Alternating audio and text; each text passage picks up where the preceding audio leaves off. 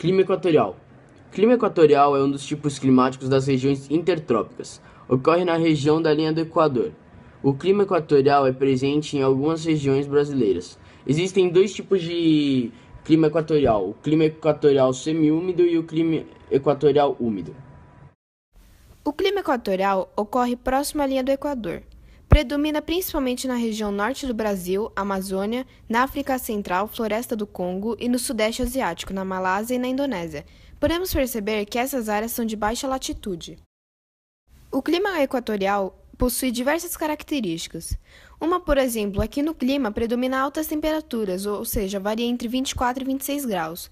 Com isso, há um alto índice de evaporação, ou seja, a região fica bem úmida durante o ano inteiro. A porcentagem da umidade relativa do ar é de 90%, ou seja, um valor bem alto. Ocorre também poucas variações de temperatura durante o ano.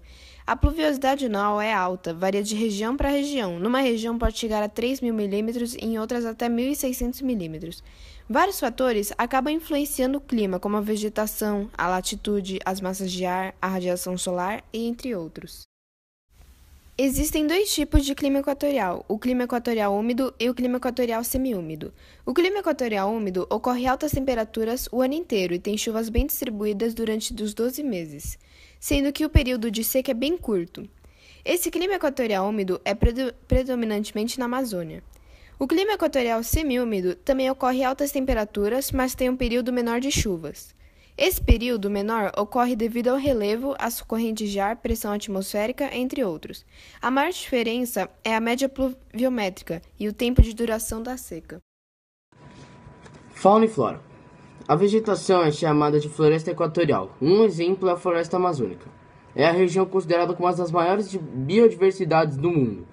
Na região com esse clima, conta com a presença de animais de médio e pequeno porte, onças, macacos, antas, bichos preguiças e beija-flor, entre outros.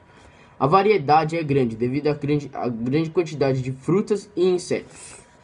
Nas regiões com clima equatorial, os solos geralmente são muito férteis e foram formados pelo intemperismo, que nada mais é a decomposição das rochas e as terras mais próximas dos rios causadas pela chuva, no qual a fertilidade é alimentada por elementos trazidos pela água.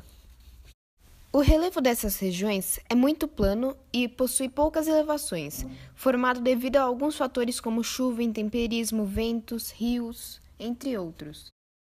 Nessas regiões, possui vários rios que formam as bacias hidrográficas. A hidrografia deste ambiente é geralmente alimentada pelas chuvas.